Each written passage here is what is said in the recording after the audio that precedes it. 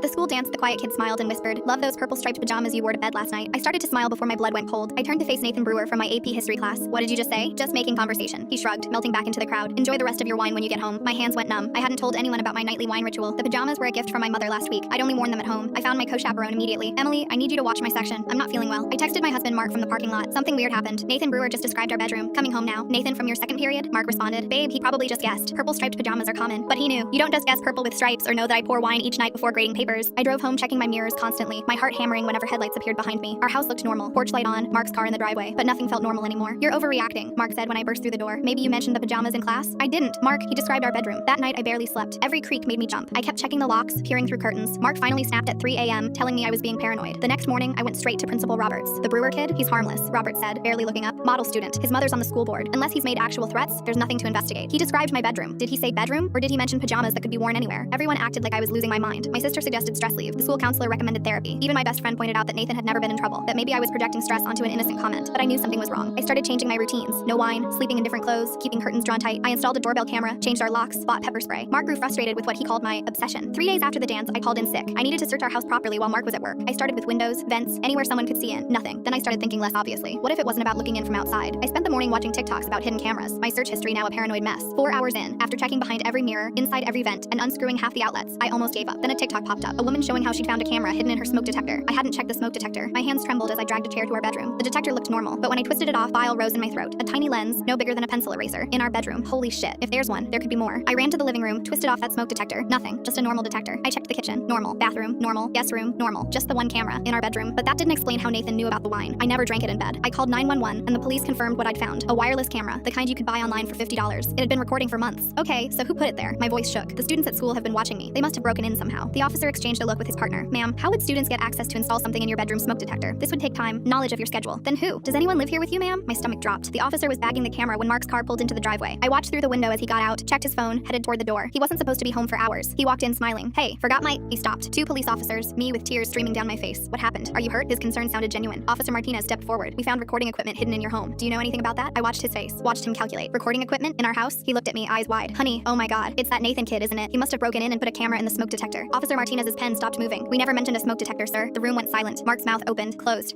You said recording equipment. Where else would someone hide?" The officer cuffed him mid-sentence. After further investigation, they discovered he'd been live streaming to hundreds of viewers, accepting donations for requests. There was hours and hours of footage from different rooms: bedroom, bathroom, home office, living room, kitchen. He had one fake smoke detector with a camera inside. He'd swap it with the real smoke detectors throughout the house, moving it room to room based on what viewers wanted. "Bedroom this week, went to see the bathroom. And somehow kids at school had found the stream weeks ago," Nathan later told police.